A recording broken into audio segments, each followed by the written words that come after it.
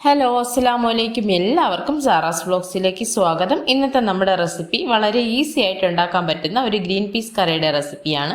Veg റെസിപ്പീസും കൂടെ ഇടയ്ക്ക് ഉൾപ്പെടുത്തണമെന്നുള്ള comments കണ്ടിട്ടാണ് ഇന്നൊരു വെജ് റെസിപ്പി വീഡിയോ ആയിട്ട് ഞാൻ വന്നിരിക്കുന്നത്. അപ്പോൾ എല്ലാവരും ഈ ഒരു റെസിപ്പി ഉറപ്പായിട്ടും ഒന്ന് ട്രൈ ചെയ്ത് നോക്കുക. നിങ്ങൾക്ക് എന്തായാലും ഇഷ്ടപ്പെടും.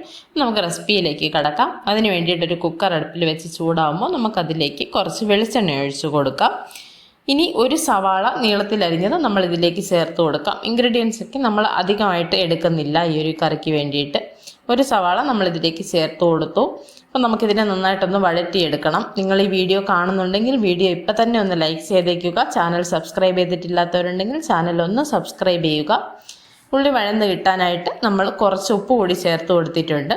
പിന്നെ നന്നായിട്ടൊന്ന് നമുക്ക് വഴറ്റിയെടുക്കാം. ഇനി ഇതിന് വേണ്ടിയിട്ട് നമ്മൾ 1 ടീസ്പൂൺ ജിഞ്ചർ ഗാർലിക് പേസ്റ്റ് ചേർത്ത് കൊടുക്കുന്നുണ്ട്. അതുപോലെ തന്നെ ഒരു 6-7 പച്ചമുളക് നമ്മൾ കീറിയത് ഇതിലേക്ക് ഇട്ട് കൊടുക്കുന്നുണ്ട്. നമ്മൾ എരിവിന് കൂടുതലായിട്ട് ഇതിന് കറിക്ക് പച്ചമുളകാണ് ഉപയോഗിക്കുന്നത്. അതുകൊണ്ടാണ് കൂടുതൽ പച്ചമുളക് ചേർത്തിട്ടുള്ളത്.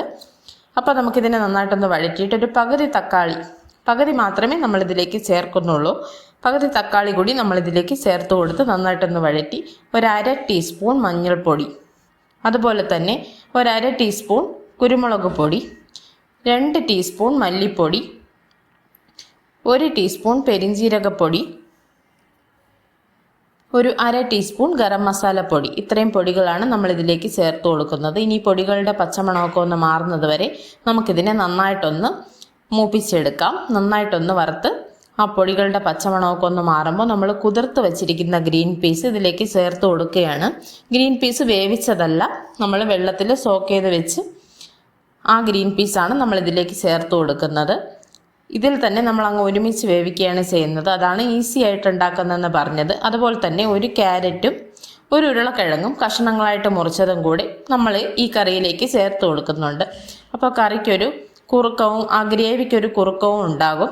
അപ്പോൾ അതുപോലെ നമ്മളിതിലേക്ക് ചേർത്ത് കൊടുത്തിട്ട് നന്നായിട്ടൊന്ന് മിക്സ് ചെയ്ത് നമുക്കതിലേക്ക് ആവശ്യത്തിനുള്ള ഉപ്പ് കൂടി ചേർത്ത് കൊടുക്കണം.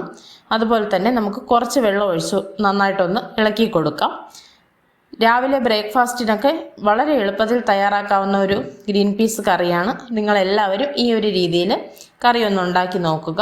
കുറച്ച് വെള്ളം ഒഴിച്ചിട്ട് ആവശ്യത്തിന് കുറച്ച് വേവാൻ ആവശ്യത്തിനുള്ള കുറച്ച് വെള്ളം കൂടി ഒഴിച്ചിട്ട് നമുക്കിനി കുക്കറിനെ അടച്ച് വെച്ച് നന്നായിട്ടൊന്ന് വേവിച്ചെടുക്കാം. നിങ്ങളുടെ കുക്കറിൻ്റെ വേവ് അനുസരിച്ച് നിങ്ങളതിനെ വേവിച്ചെടുക്കുക. അപ്പോൾ ഇവിടെ നന്നായിട്ട് വെന്ത് വരുമ്പോൾ നമ്മൾ 1 മുറി തേങ്ങയുടെ 2ാം പാല് നമ്മളിതിലേക്ക് ചേർത്ത് കൊടുത്തിട്ടുണ്ട്. ഒരു ചെറിയ മുറി തേങ്ങയുടെ 2ാം പാലാണ് ചേർത്ത് കൊടുത്തത്. കറി നന്നായിട്ടൊന്ന് തിളച്ച് തുടങ്ങുമ്പോൾ നമുക്ക് 1ാം പാല് കൂടി ചേർത്ത് കൊടുക്കാം. 1ാം പാലും കൂടി ചേർത്ത് കഴിഞ്ഞാൽ പിന്നെ ഒരുപാട് സമയം തിളയ്ക്കേണ്ട. ഒന്ന് നന്നായിട്ട് തിളച്ച് വരുമ്പോഴത്തേക്കും തന്നെ നമുക്ക് കറി ഒന്ന് താളിച്ചെടുക്കാം. അതിന് വേണ്ടിയിട്ട് ഒരു സോസ് പാനിലേക്ക് കുറച്ച് വെളിച്ചെണ്ണ ഒഴിച്ചു കൊടുത്തു. ഒരു 1/2 ടീസ്പൂൺ കടുകും അതുപോലെ തന്നെ കുറച്ച് കറിവേപ്പിലയും കൂടെ ചേർത്ത് നമുക്ക് കറി നന്നായിട്ടൊന്ന് താളിച്ചെടുക്കാം. അപ്പോൾ നമ്മുടെ ഗ്രീൻ പീസ് കറി ഇവിടെ റെഡി ആയിട്ടുണ്ട്. രാവിലെ സ്കൂളിൽ കുട്ടികൾക്ക് കൊടുത്തു വിടാനാണെങ്കിലും രാത്രി ഡിന്നറിന് വേണ്ടിയിട്ടാണെങ്കിലും എളുപ്പത്തിൽ ഉണ്ടാക്കിയെടുക്കാവുന്ന ഒരു ഗ്രീൻ പീസ് കറിയാണ് ഈ ഒരു റെസിപ്പി. നിങ്ങളെല്ലാവരും ഒന്ന് ട്രൈ ചെയ്ത് നോക്കുക.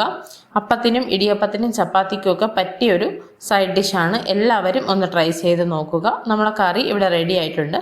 നമുക്കിനി ഇതിൻ്റെ സെർവിങ് ബോളിലേക്ക് മാറ്റാം. ഇന്നിപ്പോൾ ഇടിയപ്പത്തിൻ്റെ കൂടെയാണ് നമ്മൾ ഈ കറി സെർവ് ചെയ്യുന്നത്. വളരെ ടേസ്റ്റി ആയിട്ടുള്ള ഒരു കോമ്പിനേഷനാണ്. നിങ്ങൾ എന്തായാലും ട്രൈ ചെയ്ത് നോക്കുക. നമ്മൾ ഇടയ്ക്കിടയ്ക്ക് ഇനി വെജ് റെസിപ്പീസും കൂടെ ഉൾപ്പെടുത്തുന്നതാണ്. അപ്പോൾ എല്ലാവരും റെസിപ്പി ട്രൈ ചെയ്തിട്ട് എൻ്റെ ഫീഡ്ബാക്ക്സ് ഉറപ്പായിട്ടും പറയുക. നിങ്ങൾക്ക് എൻ്റെ ഈ വീഡിയോ ഇഷ്ടമായിട്ടുണ്ടെങ്കിൽ എൻ്റെ ചാനൽ ഒന്ന് സബ്സ്ക്രൈബ് ചെയ്യുക. വീഡിയോയ്ക്ക് ലൈക്ക് ചെയ്യുക, കമൻറ്റ് ചെയ്യുക, ഷെയർ ചെയ്യുക. വീണ്ടും പുതിയൊരു വീഡിയോയുമായിട്ട് കാണുന്നത് വരയ്ക്കും ബൈ. അസ്സലാമു അലൈക്കും.